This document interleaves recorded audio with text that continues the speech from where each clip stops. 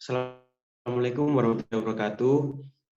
Di sini kami kelompok 10 akan menjelaskan tentang eksternalitas dalam ekonomi manajerial. Yang pertama saya akan memperkenalkan diri. Nama saya Rizal Aprilia Dwi Cahyo, NIM 481. Next. Yang pertama, pengertian eksternalitas. Eksternalitas merupakan efek samping suatu tindakan perilaku ekonomi terhadap perilaku ekonomi lain, yang merupakan pengaruh-pengaruh sampingan yang terjadi apabila perusahaan-perusahaan atau orang-orang membebankan biaya atau manfaat atas orang lain di luar tempat berlangsungnya pasar. Untuk eksternalitas ini sendiri dibagi menjadi dua tipe, yaitu eksternalitas positif dan eksternalitas negatif. Untuk eksternalitas positif, contohnya yaitu pembangunan jaringan jalan raya.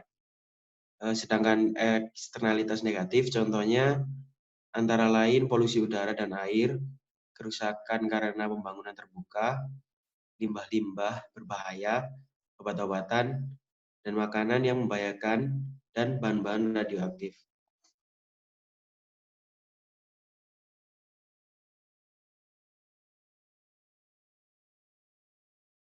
Jenis-jenis eksternalitas. Jenis-jenis eksternalitas yang dapat terjadi dalam interaksi ekonomi.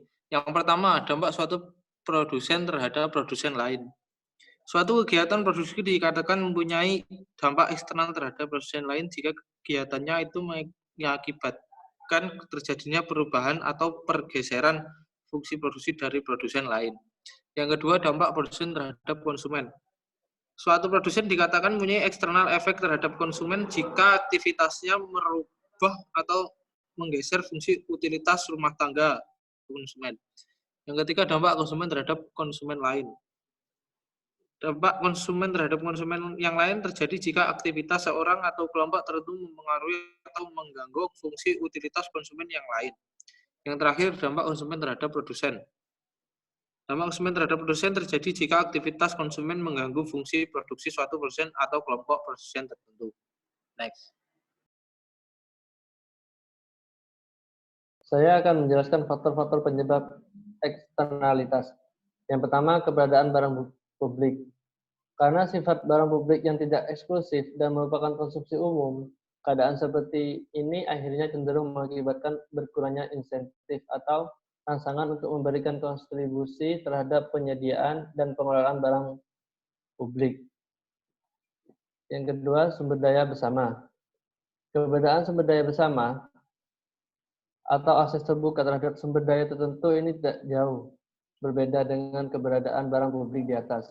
Sumber-sumber daya milik bersama sama halnya dengan barang-barang publik tidak excludable. Yang ketiga, ketidaksempurnaan pasar. Masalah lingkungan bisa juga terjadi ketika salah satu partisipan di dalam suatu tukar-menukar hak kepemilikan mampu mempengaruhi hasil yang terjadi. Hal ini bisa terjadi pada pasar yang tidak sempurna, seperti pada kasus monopoli. Yang keempat, kegagalan pemerintah. Sumber ketidakefisienan dan atau eksternalitas tidak saja mengakibatkan oleh kegagalan pasar, tetapi juga karena kegagalan pemerintah. Kegagalan pemerintah banyak diakibatkan tarikan kepentingan pemerintah sendiri atau kelompok tertentu yang tidak mendorong efisiensi. Kelompok tertentu ini memanfaatkan pemerintah untuk mencari keuntungan melalui proses politik, melalui kebijaksanaan, dan sebagainya. Next.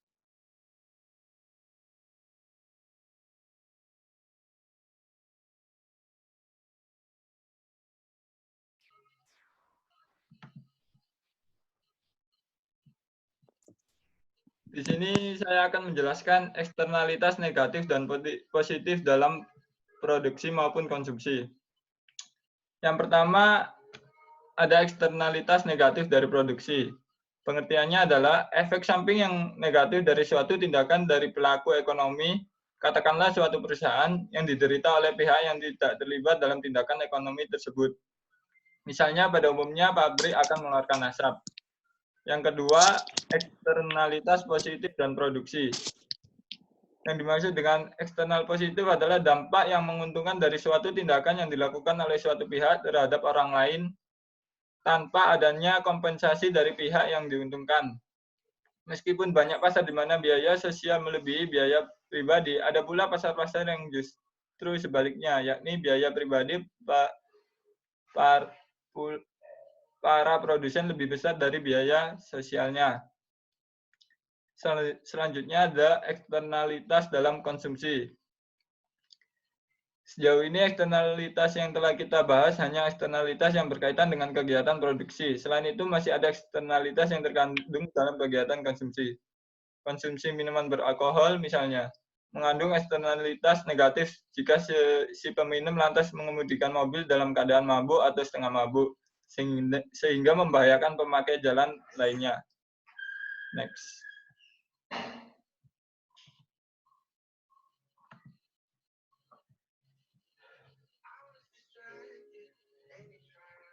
Solusi swasta terhadap di sini saya akan melanjutkan presentasi teman saya. Solusi swasta terhadap eksternalitas.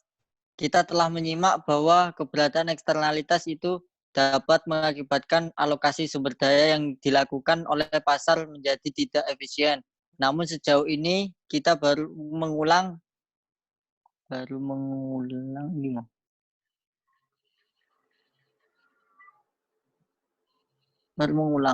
Dalam prakteknya bukan hanya pemerintah saja yang perlu dan dapat mengatasi eksternalitas itu, melainkan juga pihak-pihak non-pemerintah, baik itu pribadi atau kelompok maupun perusahaan atau organisasi kemasyarakatan. Untuk mudahnya kita sebut saja pihak-pihak non-pemerintah tersebut sebagai pihak pribadi atau swasta. Next.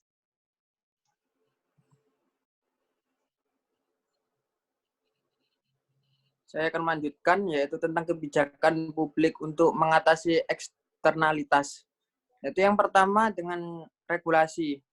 Mengatasi suatu eksternalitas dengan melarang atau mewajibkan perilaku tertentu dari pihak-pihak tertentu yang disebut regulasi atau pendekatan komando dan kontrol untuk melenyapkan eksternalitas. Seperti pemerintah dapat menindak pihak-pihak tertentu yang mencemari lingkungan dengan limbah produksi. Terus yang selanjutnya yaitu dengan pajak Pigovian dan subsidi. Yaitu pajak Pigovian adalah pajak yang khusus ditetapkan untuk mengoreksi dampak dari suatu eksternalitas negatif.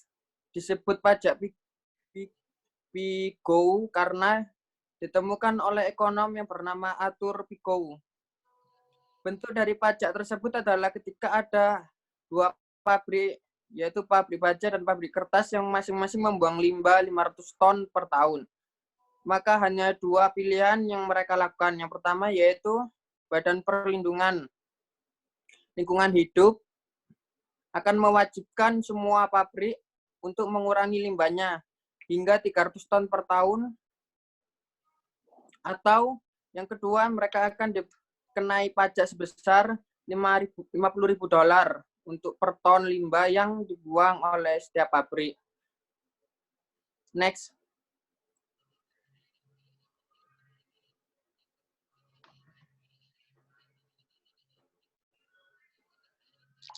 Contoh-contoh eksternalitas. Yang pertama,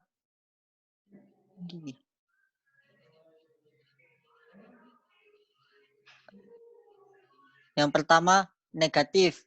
Eksternalitas negatif adalah aktivitas ekonomi yang menyebabkan dampak negatif bagi pihak ketiga. Dampak ini dapat muncul saat tahap produksi, distribusi, atau konsumsi dari suatu produk.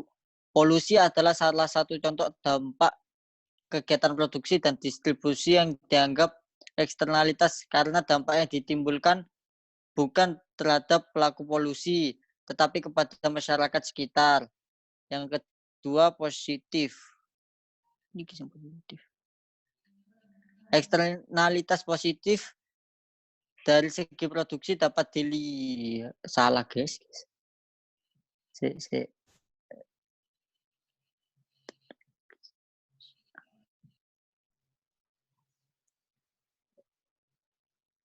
Slide.